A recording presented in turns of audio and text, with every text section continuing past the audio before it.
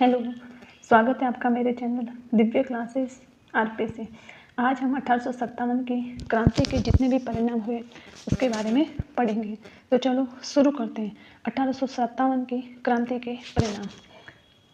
1857 के विद्रोह के बाद कंपनी का शासन भारत सरकार अधिनियम 1858 ईस्वी के द्वारा समाप्त किया गया और भारत का शासन ब्रिटिश ताज ने अपने हाथों में ले लिया था।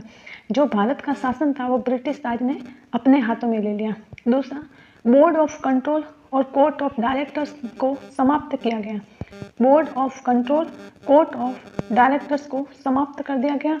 भारत सचिव के अधीन 15 सदस्यों वाली इंडिया काउंसिल का गठन किया गया। किसका? इंडिया काउंसिल का गठन किया गया।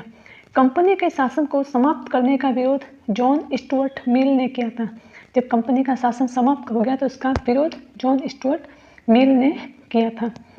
लॉर्ड कैनिंग ने 1 नवंबर 1858 को इलाहाबाद दरबार में महारानी विक्टोरिया की घोषणा को पढ़ा और इसे भारतीय स्वतंत्रता का मैग्ना कार्टा कहा गया। गवर्नर जनरल को वायसराय कहा गया, जो देशी रियासतों के लिए क्राउन का प्रतिनिधि था। लॉर्ड कैनिंग भारत के प्रथम वायसराय बने। भारत के प्रथम वायसराय कौन बने थे? Lord Canning. इसमें हो गया हमारे कारण। पहला कारण 1857 की क्रांति का परिणाम क्या हुआ? कारण नहीं, परिणाम कि भारत शासन सरकार अधिनियम 1858 को समाप्त कर दिया गया और भारत का शासन ब्रिटिश ताज ने अपने हाथों में ले लिया। Board of control, court of directors को समाप्त कर दिया गया। भारत सचिव के अधीन 15 सदस्यों वाली इंडिया काउंसिल का गठन किया गया।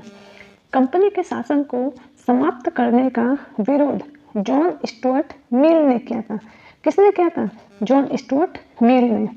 लॉर्ड कैनिंग ने, उस समय लॉर्ड कैनिंग कौन था? भारत का गवर्नर जनरल।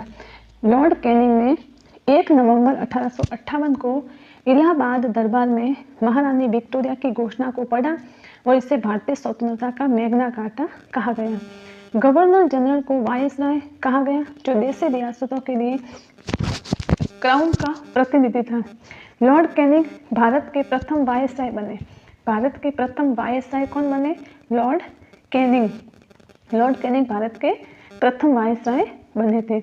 इसके बाद देखो, विक्टोरिया घोषणा में 2 जनवरी 1859 तक आत्मसमर्पण करने वाले विद्रोहियों को माफ करने की घोषणा की गई, बशर्ते वे किसी अंग्रेज की हत्या में सीधे शामिल होने के आरोपी न हो।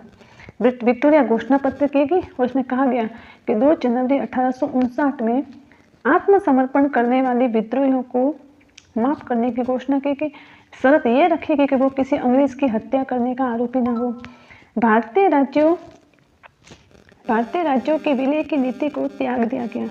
भारतीय राज्यों के विलय की नीति को त्याग दिया और राजाओं को गोद लेने की अनुमति फिर से प्रदान की गई।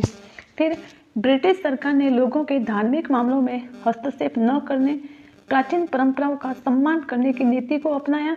इस प्रकार ब्रिटिश भारत की सरकार ने समाज सुधार से अलग रहने की नीति अपनाई। फिर पील कमीशन आयोग। पील कमीशन 1861 में कब बना था? पील कमीशन 1861 में। पील कमीशन बना 1861 में। ये किस लिए बना था?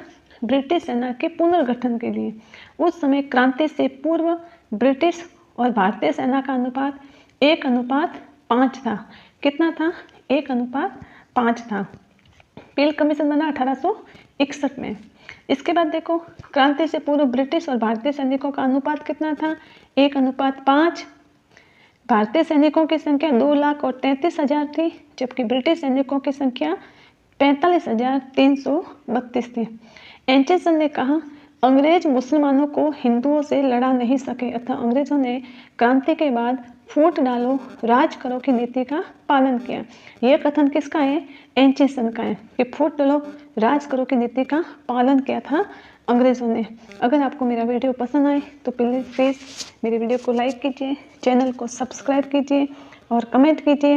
ये टॉपिक फर्स्ट ग्रेड का पहला टॉपिक है हिस्ट्री का। ओके, जय श्री कृष्ण।